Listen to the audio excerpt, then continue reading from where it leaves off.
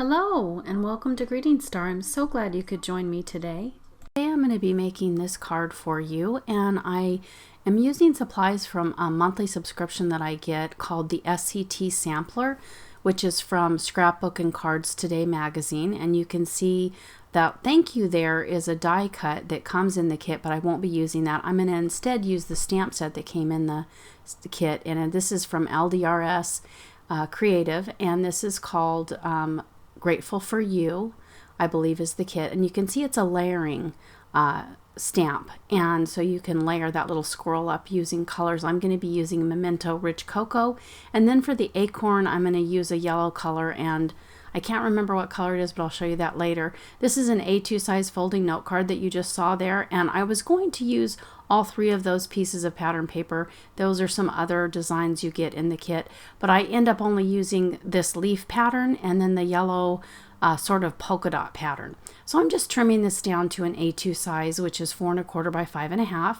and I'm going to adhere that to my card base. The card base is I created myself with a piece of 8 1/2 by 11 Nina Solar White Classic Crest cardstock in 110-pound weight. And so I'm going to cut this yellow piece down, and I cut it down larger at the beginning, but later on I trim it down even more because I was playing around with that plaid piece and I ended up not liking it.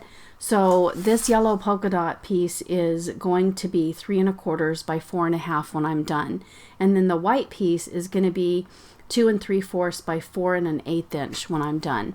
And then I'm going to use my stamping platform here to stamp my greeting and my cute little, I think it's a chipmunk or a squirrel, I'm not sure.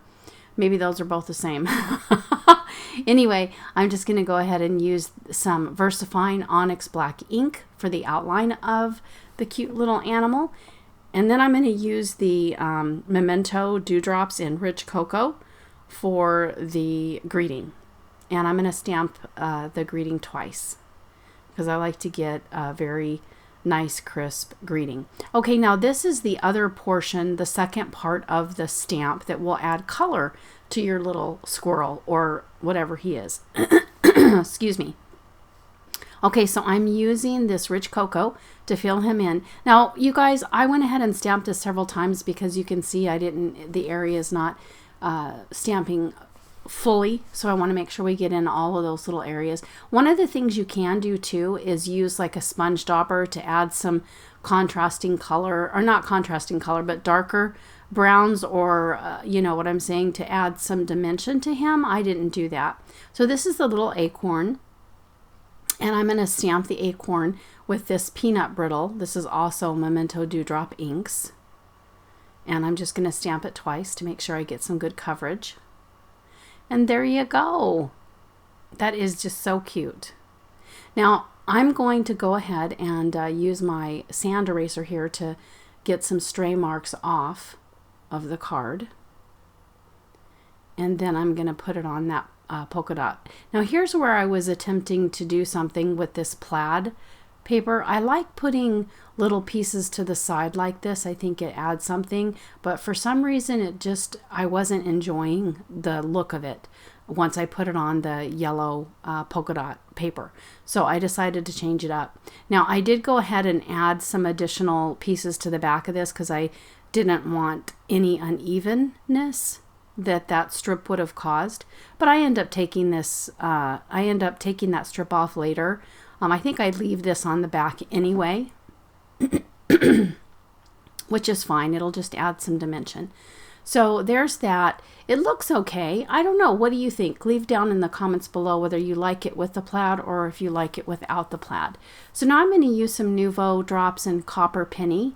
That's the color that I'm going to use. And I'm just going to put those on the corners. I just thought that white looked so stark. I needed to do something to kind of break up all of that space. So I went ahead and added some of these Nouveau drops in the corners. It kind of frames the image as well, and that's kind of nice. And I like that. I think that's very pretty. So I'm just going to tap it a couple times, try to get those dots to go down a little bit flatter. And then you can see here, after it's dried, you got to let it dry before you move on. But I go ahead and take off that plaid because I just wasn't happy with it. And I decided to add some of these strips. And you can see this is from a card that I made previously. It's the back of the pattern, that beautiful pattern that I used on the previous card. And I'll link to that card here as well for you.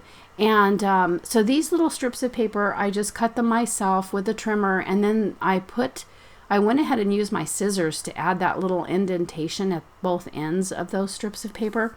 And those strips of paper, the vertical ones are 3.5 by 1/4 inch, and the horizontal ones are 2 1/8 inch by 1/4 inch. So you can see there, I just did this by hand. I just cut it myself by hand. It's not hard to do. If you have a circle punch, you might be able to achieve the same thing. If you have maybe a hole punch, something like that, something small. I apologize for my voice, guys. I'm still trying to get rid of all this congestion that I have. So anyway, I think he looks awfully cute, you guys.